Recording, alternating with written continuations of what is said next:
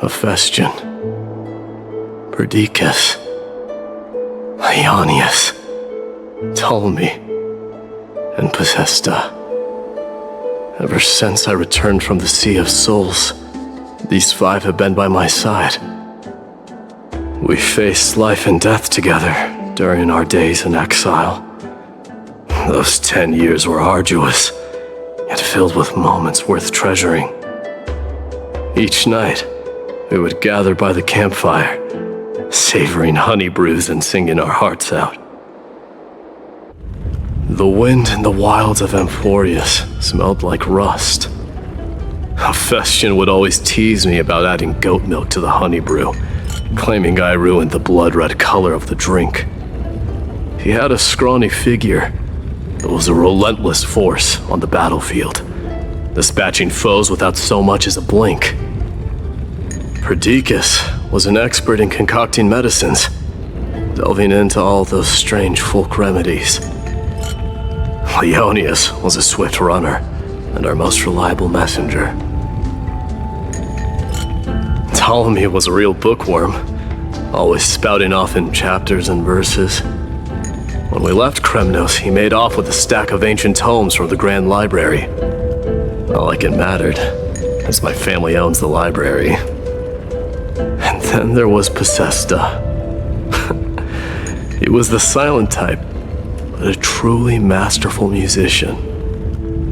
This is the first time I've heard you mention these 5, and their names. They died on the battlefield before the Kremnoan detachment managed to join Ankama.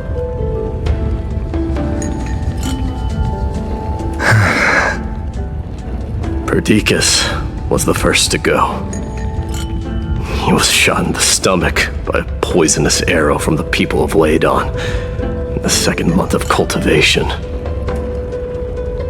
In the end, the remedies mended all but himself.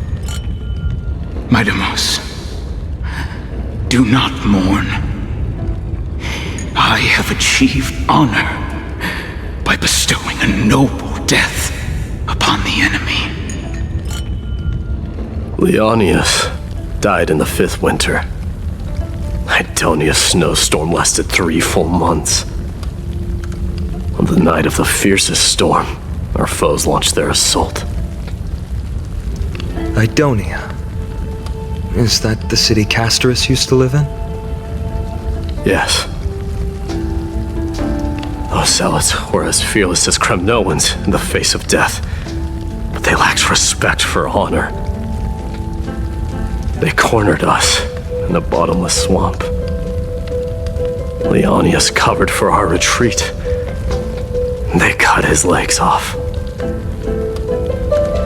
He vanished into the mire of a foreign land, his body never to be recovered. This is perfect.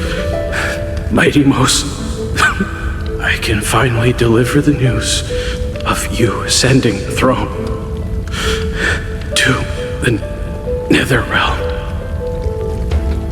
20 dusks later, we finally breached the walls of Idonia and entertained the usurper's plea for peace.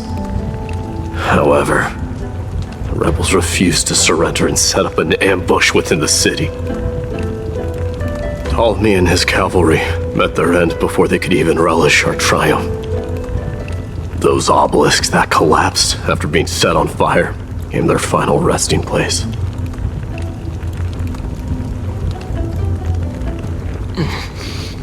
Mydeimos, please tell my family.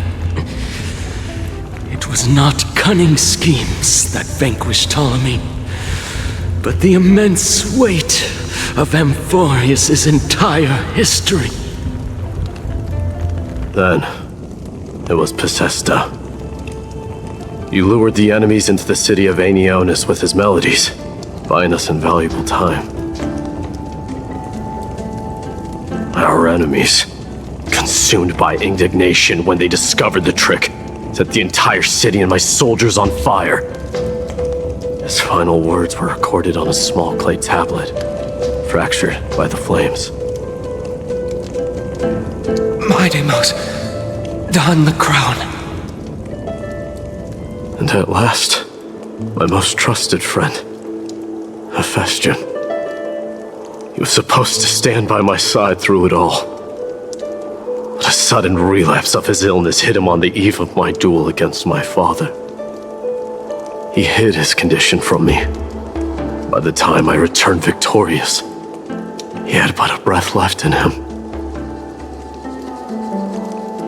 A Kremnoan dying on a sickbed. I would be a laughingstock to everyone. Phainon, my dear friend, spare your strength. I'll go get a physician. No need. Even if Perdiccas were here, he couldn't stop destiny from taking me away. No! None can take you away.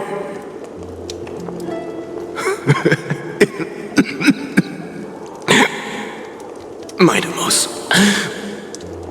our king, do not shed tears for me.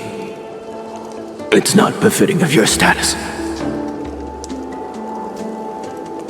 Farewell, my dear friend.